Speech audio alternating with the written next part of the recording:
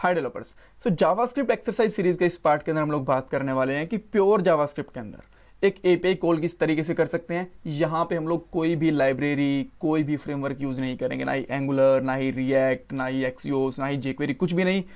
Completely pure JavaScript use करेंगे और जब डाटा मिल जाएगा तो हम लोग उसको डिस्प्ले करेंगे हमारे वेब पेज के ऊपर भी एक टेबल की फॉर्म के अंदर। सो छोटे छोटे 4 पॉइंट्स बनेंगे। सबसे पहले मैं आपको एपीआई समझाऊंगा, एपीआई क्या होती है, क्यों यूज में लेते हैं उसको। उसके बाद में एपीआई कॉल किस तरीके से करते हैं, एपीआई के डाटा को डिस्प्ले कैसे करते हैं वेब पेज के ऊपर। और यहाँ पे बहुत सारे इस वीडियो के अंदर में क्वेश्चन भी क्लियर होंगे। पहला क्वेश्चन तो आपको डेफिनेटली दिख ही रहा होगा कि एपीआई क्या होती है, इसको कोड करने के लिए, कॉल करने के लिए क्या कोड लिखते हैं, प्रोमिसेस वगैरह भी आएंगे यहाँ पे। सो काफ़ी सारी चीज़ें आपको सीखने को मिलेंगी। और जावास्क्रिप्ट एक्सरसाइज के लिए मैंने एक पूरी सीरीज बना रखी है। अभी के लिए इसके अंदर 2 वीडियो ऑलरेडी हैं, तीसरी वीडियो मैं बना रहा हूँ। और हो सकता है कि अगर आप इसको 15-20 दिन, 1-2 महीने बाद वीडियो को देखो तो यहाँ पे आपको बहुत सारी वीडियोज़ भी मिलेंगी। सो चैनल को सब्सक्राइब कर लेना, इन वीडियोस को फॉलो करना, अच्छे से देखना। ये आपकी जावास्क्रिप्ट की नॉलेज को इंक्रीज करने में हेल्प करेंगी, इंटरव्यूज में आपकी हेल्प करेंगी और आप स्ट्रांग हो जाओगे और भी जावास्क्रिप्ट के अंदर। सो पहले क्वेश्चन के ऊपर जाते हैं कि एपीआई होती क्या है। देखो, आपको ये चीज पता होगी, जब भी हम लोग कोई भी वेबसाइट बनाते हैं तो उसके अंदर डाटा हमें डायनेमिक दिखता है। मान लो फेसबुक का एग्जांपल ले लो, यहाँ पे बहुत सारे यूजर्स होते हैं, राइट। सो हर एक यूजर का डाटा स्टैटिकली तो लिख नहीं रखा, किसी डेटाबेस से डाटा उठ के आता है हमारे वेबसाइट के अंदर। लेकिन यहाँ पे एक प्रॉब्लम है, जावास्क्रिप्ट कभी भी डायरेक्टली, जेएस कभी भी डायरेक्टली कनेक्ट नहीं हो सकती डीबी से, ठीक है। डेटाबेस से हम लोग कभी भी जावास्क्रिप्ट को डायरेक्टली कनेक्ट नहीं कर सकते। तो उसके लिए हमें क्या यूज करना पड़ता है, उसके लिए हमें server side scripting language use करनी पड़ती है, जैसे कि पीएचपी हो गई, नोड हो गई, जावा हो गई, पाइथन हो गई, ब्ला ब्ला ब्ला, बहुत सारी होती हैं। बट जावास्क्रिप्ट जो होती है ना, ये सर्वर साइड स्क्रिप्टिंग लैंग्वेज नहीं होती, ये होती है क्लाइंट साइड स्क्रिप्टिंग लैंग्वेज, ठीक है। सो सर्वर्स, ये क्लाइंट साइड स्क्रिप्टिंग होती है और ये सर्वर साइड स्क्रिप्टिंग, यहाँ भी ऐसा है, स्क्रिप्टिंग लैंग्वेज होती है, उनकी हमें जरूरत पड़ती है। ऑल राइट, तो ये मैं आपको क्यों समझा रहा हूं, मैं ये इसलिए समझा रहा हूं आपको बिकॉज पहले हम लोग क्या करते हैं, डीबी डेटाबेस से डाटा लेके आते हैं सर्वर साइड स्क्रिप्टिंग लैंग्वेज के अंदर। मान लो कि आप जावा यूज कर रहे हो, ठीक है, कोई भी लैंग्वेज यूज कर रहे हो। अब ये क्या करेगी, जावा होगी, ये बनाएगी एक एपीआई, ठीक है, जिसको हम लोग बोलते हैं एप्लीकेशन प्रोग्रामिंग इंटरफेस, ठीक है। ये क्या करेगा, ये आपको जेसन की फॉर्मेट में, ठीक है, कुछ ऐसी फॉर्मेट दिखाता हूं मैं आपको, ये वाली जेसन फॉर्मेट होती है ना यहाँ पे, ठीक है, इस फॉर्मेट में डाटा को देगा। और जब ये डाटा मिल जाएगा, इस डाटा को आप लोग फिर जेसन लिख देता हूं मैं यहाँ पे, ठीक है, जेसन फॉर्मेट में डाटा मिलता है। और भी फॉर्मेट होते हैं, एक्सएमएल वगैरह भी होते हैं, बट 99% आजकल जेसन फॉर्मेट ही यूज होता है एपीआई के अंदर, राइट।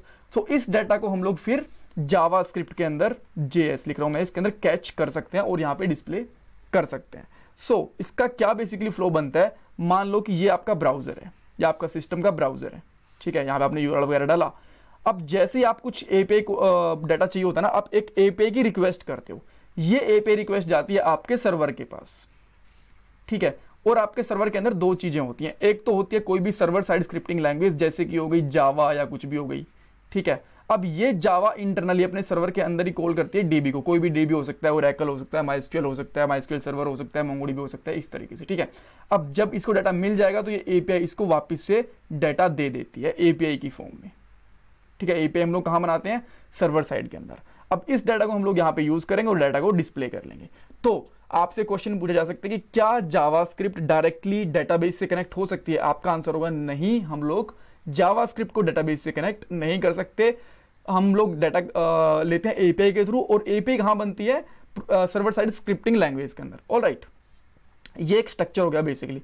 अब हम लोग बात करते हैं कि किस तरीके से और कौन सी एपीआई कॉल करेंगे। यहां पे देखो, एक इंटरनेट के ऊपर, इसका मैं लिंक डिस्क्रिप्शन बॉक्स में दे दूंगा, इंटरनेट के ऊपर एक डमी एपीआई बना के रखी है किसी ने, इस एपीआई का हम लोग यूज कर सकते हैं। यहाँ पे आपको डाटा दिख रहा होगा, यहाँ पे कोई नेम है, यूजर नेम है, तो यहाँ पे ऑलमोस्ट 10-12 यूजर हैं, इनको हम लोग डिस्प्ले करेंगे एक लिस्ट के अंदर, टेबल की फॉर्म में डिस्प्ले करेंगे। सो मैं यहाँ पे कोड लिखना स्टार्ट करता हूँ। सबसे पहले जब भी आपको एपीआई कॉल करनी होती है तो आपको यहाँ पे एक फेच फंक्शन कह लो या फिर एपीआई कह लो। अगर आप फेच सर्च करोगे ना यहाँ पे, तो उसको बेसिकली एपीआई बोलते हैं। इसको आप बोलोगे कि डायरेक्टली मैं अगर यहाँ पे दिखाऊं ना, तो देखो फेच एपीआई बोलते हैं इसको, ठीक है। सो आप इसको फंक्शन भी बोल लो एक बार के लिए तो भी चलेगा, ठीक है। सो आपको करना क्या है, एक फंक्शन बनाओ, एक नॉर्मल फंक्शन बनाओ, इसका मैं नाम रखता हूं यहाँ पे फंक्शन कॉल एपीआई। और इस फंक्शन के अंदर मैं यहाँ पे क्या करता हूँ, कोई भी वेरिएबल ले लेता हूँ, जैसे कि लेट डेटा कुछ भी, और यहाँ पे मैं यूज़ करूँगा फेच फंक्शन। हमारे पास बहुत सारे तरीके की एपीआई होती हैं। अगर मैं आपको एक बार के लिए लिस्ट बताऊँ तो ये भी इंटरव्यूज़ में पूछा जा सकता है, तो आपको ध्यान रखना है। एक होती है गेट टाइप की, गेट टाइप की यूज़ हम लोग करते हैं जब हमें एपीआई को लिस्टिंग वगैरह चाहिए होती है, डाटा को गेट करना हो। एक होती है पोस्ट टाइप की, जब हमें डाटा कुछ भी सेंड करना होता है। एक होती है पुट टाइप की, ये डाटा को अपडेट करने के लिए। एक होती है डिलीट टाइप की, ये क्या करती है, डाटा को डिलीट कर दिया। इनके लिए यूज़ करते हैं हम लोग, ये 4-5 चीज़ें होती हैं, राइट।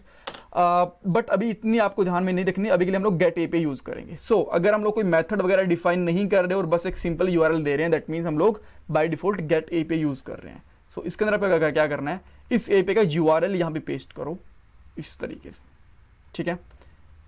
आपने पेस्ट करा, दैट्स ऑल। अब इसके अंदर आपको कुछ डाटा मिल गया। मैं यहाँ पे कंसोल करवा के दिखाता हूँ, console.won रिजल्ट।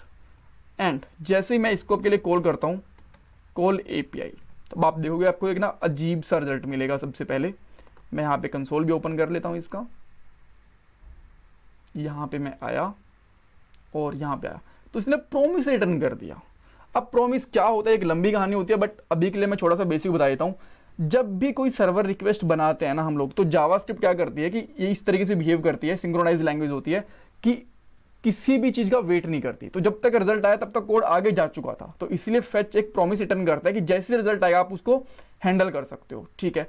तो अब इसको हम लोग हैंडल कैसे कर सकते हैं, आपको इस फंक्शन को बना दो असिंक सिंपली, और यहां पे लगा दो आप अवेट, ठीक है। अब देखते हैं हमारे पास क्या मिलता है हमें इसके अंदर। जैसे हम लोग यहाँ पे आते हैं, अब हमें रिस्पॉन्स कुछ मिला तो सही, यहाँ पे इसने कुछ दिया, बट समझ में अभी भी नहीं आ रहा क्या हो रहा है। इसके अंदर बॉडी आया, कुछ बॉडी के अंदर क्या था, रीडेबल स्ट्रीम थी।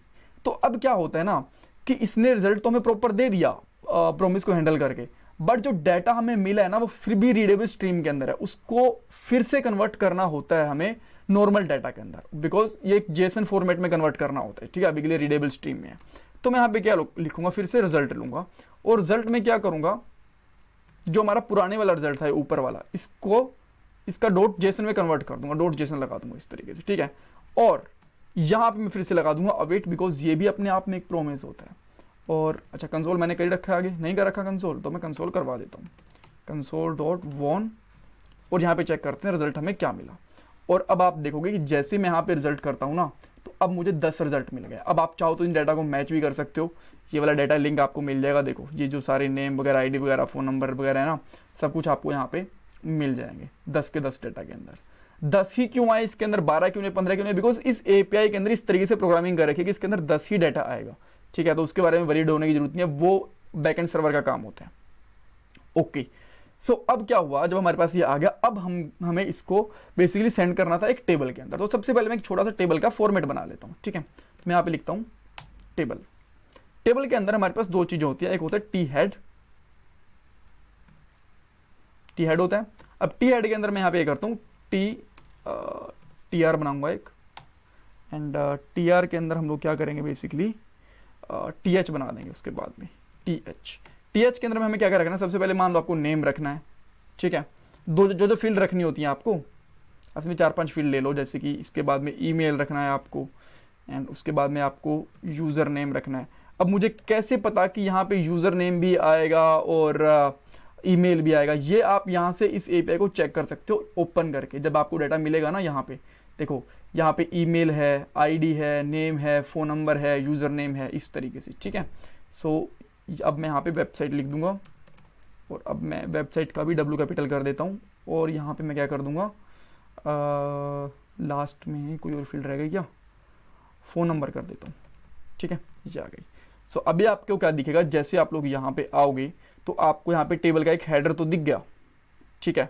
अब अगर इसको थोड़ा सा बॉर्डर के साथ बनाना चाहते हो तो वो भी कर सकते हो, बॉर्डर भी लगा दो इसमें, 1 पिक्सल लगाएंगे तो शायद 1 बॉर्डर आ जाना चाहिए इसका, इस तरीके से, ठीक है।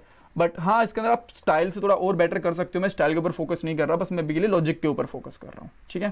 सो अभी के लिए इतना हो गया। बट जो ये डाटा है, इस डाटा को इस टेबल में किस तरीके से इंजेक्ट करेंगे, अब ये देखो। तो सबसे पहले मैं क्या करूंगा, यहाँ पे एक टेबल बॉडी ले लूंगा, यहाँ पे लूंगा टी बॉडी, ठीक है। एंड इस टी बॉडी को मैं कोई आईडी दे देता हूँ, जैसे कि मैं यहाँ पे कर देता हूँ ID equal to user data कर देता हूँ, बिकॉज हमारे पास यूज़र्स का डाटा आ रहा है, ठीक है। ओके, सो अब आपको क्या करना है, जो ये रिजल्ट है ना, इसको इस टेबल के अंदर ऐड करना है। सो मैं सिंपली यहाँ पे क्या करूँगा, यहाँ पे लिखूँगा document dot gate element by ID, इस तरीके से मिल गया। एंड इसके dot inner data, inner data नहीं होता, इनर टेक्स्ट में HTML होता है, बट हमें HTML जनरेट करना है, बिकॉज यहाँ पे पूरी पूरी TR वगैरह जनरेट होंगी, तो इसलिए मैं ये लिखूंगा। अब इसके अंदर क्या आएगा, रिजल्ट, जो हमारा रिजल्ट आएगा वो क्या सारा सारा पुश हो जाएगा? नहीं, ये इस तरीके से पुश नहीं होगा। इसके लिए आपको क्या करना पड़ेगा, जहाँ पे डॉट मैप फंक्शन लगाना पड़ेगा। मैं यहाँ पे इस तरीके से मैप फंक्शन लगा देता हूँ, ठीक है। अब मैप फंक्शन क्या करेगा, जो रिजल्ट होगा ना, इसको इटरेट करेगा एक एक करके, ठीक है। और इटरेट करने के लिए मैप फंक्शन में हमें इस तरीके से एक वेरिएबल पास करना पड़ता है। मैं यहाँ पे कर देता हूँ यूजर, ठीक है, यानी कि एक यूजर का हमें हमारा यहाँ पे डाटा मिल जाएगा। और यहाँ पे आपको बैकटिक्स लगाने हैं, बैकटिक्स ये वाले जो आपके स्केप के नीचे मिलेगा ना, ये वाली चीजें लगानी है।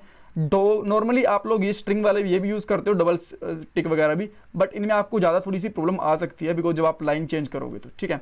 तो मैं आपको रिकमेंड करूंगा बैकटिक्स यूज करो। बैकटिक के अंदर आपको सबसे पहले लेना है एक TR, ठीक है। जैसे ही आपने ये TR लिया, इस TR को आपको क्लोज भी करना होगा। TR आपने ये क्लोज भी कर दिया। ऑल राइट, सो अब अगर आपको पता हो, जो बैकटिक होती है ना, ये हमारा टेम्पलेट इंजन होता है, इसके अंदर डायरेक्टली हम लोग वेरिएबल भी पेस्ट कर सकते हैं, ठीक है। वो कैसे करते हैं मैं आपको बताऊंगा। अब यहाँ पे आ गए, अब इसके अंदर जैसे टेबल के अंदर TD होते हैं, वो आप TD भी लगा दो। आपने TD लगाया, इसको TD को बंद भी कर दिया, ठीक है, ये हमारा TD बन गया। अब TD के अंदर अगर मुझे जो यूजर से कुछ डाटा को पेस्ट करवाना होगा, तो मैं क्या करूंगा, डॉलर इस तरीके से लगाऊंगा और यूजर डॉट नेम लिख दूंगा, ठीक है। यूजर डॉट हमने जो नेम था वो हमने लिख दिया। अब इसके साथ में हमारा एक तो हो गया। अब इसके साथ में हमें कुछ और भी चीजें पेस्ट करवानी है, जैसे कि ईमेल रह गई। अब तो मैं यहाँ पे क्या करता हूँ, ईमेल, ठीक है। ईमेल के बाद में क्या आएगा, हमारा यूजर नेम। अब मुझे पता ही कैसे चल रही है कि ये ईमेल का ई कैपिटल नहीं है, तो आप अगर वो कंफर्म करना हो तो यहाँ से चेक कर सकते हो। मुझे बस थोड़ी देख के याद हो गए हैं, तो यहाँ पे जैसे कि यहाँ पे यूजर नेम है, इसको कॉपी करो यहाँ से, डायरेक्टली आप यहाँ पे पेस्ट कर दो। उसके बाद में यूजर नेम के बाद आपको वेबसाइट लिखनी है, तो डायरेक्टली इस वेबसाइट को कॉपी करो और यहाँ पे पेस्ट कर दो इस तरीके से, ठीक है। लास्ट में आपका फ़ोन नंबर है, फ़ोन भी उसी तरीके से की है, ठीक है। एंड ये सब करने के बाद आपको क्या करना है, ये बेसिकली आपको एक एरे प्रोवाइड करेंगे, ठीक है। ऐसा नहीं है कि आपको ये क्या कहते हैं, डायरेक्टली एक स्ट्रिंग दे देंगे कन्वर्ट करने के लिए, एरे देंगे। तो एरे को आप लोग जब स्ट्रिंग में कन्वर्ट करोगे तो आप उसके लिए लगा दो जॉइन विद स्ट्रिंग, और इसके बीच में स्पेस नहीं होना चाहिए। और अब आप देखोगे कि आपको यहाँ पे क्या मिल गया, एक एरर मिल गया आपको। सो अब मुझे चेक करने दो कि ये एरर क्यों मिल गया। सॉरी, जेसन नहीं लगाना, मुझे जॉइन लगाना है, मैंने जेसन लगा दिया। आप इसे रिफ्रेश करते हैं एंड तो हमने इसको रिफ्रेश तो कर दिया, बट ये यहाँ पे आया नहीं। सो लेट मी चेक कि ये क्यों नहीं आया, आ तो जाना चाहिए था इसको। यस, एक्चुअली ना हमने यहाँ पे यूज़ करा एरो फंक्शन, और एरो फंक्शंस के साथ हमें जो ये करली ब्रेसेस होती है ना, इसकी जरूरत नहीं होती। तो मैं यहाँ पे करली ब्रेसेस हटा देता हूँ और लास्ट से यहाँ से सेमीकोलन भी हटा देता हूँ। एंड अब हम यहाँ पे आते हैं और आप देख सकते हो कि मेरे टेबल के अंदर डाटा प्रॉपर आ चुका है। अगर आप इसको स्टाइल वगैरह देना चाहते हो तो स्टाइल वगैरह दे सकते हो। सो ये एक छोटा सा एग्जांपल था, और कोड मैं इसका बहुत ही जल्दी शायद मैं आज शाम को डाल दूंगा, गिटहब के ऊपर डाल दूंगा। अगर आपको ये वाला कोड चलाना है तो बस इस तरीके से इस फाइल को कॉपी करना या फिर इस कोड को कॉपी करना और आपका कोड पूरा चल जाएगा। So that's all for this part. And अगर आपको कुछ इसमें से लग रहा है कुछ समझ नहीं आया तो मुझे कमेंट बॉक्स में पूछ सकते हो। मैं रिक्वेस्ट करूंगा आपसे कि आप प्लीज़ मुझे सपोर्ट करो, वीडियो को लाइक करके, चैनल को सब्सक्राइब करके, एंड कमेंट सेक्शन में अपना फीडबैक देके। Thank you guys, thank you so much.